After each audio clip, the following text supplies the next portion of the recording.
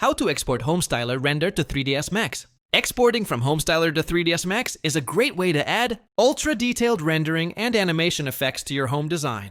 While Homestyler doesn't export directly in .max format, you can use intermediary steps. First, export your Homestyler project in DWG or OBJ format available in the export panel of your project.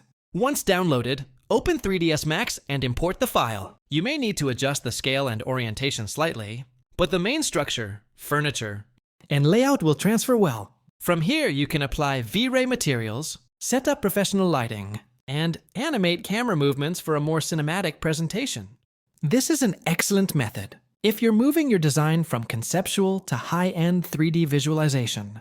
Remember, exporting is a premium feature, so don't forget to join Homestyler using the link in the description. By combining both tools, you get the intuitive design experience of Homestyler and the rendering power of 3ds Max. It's the best of both worlds for architects, 3D artists, and interior designers.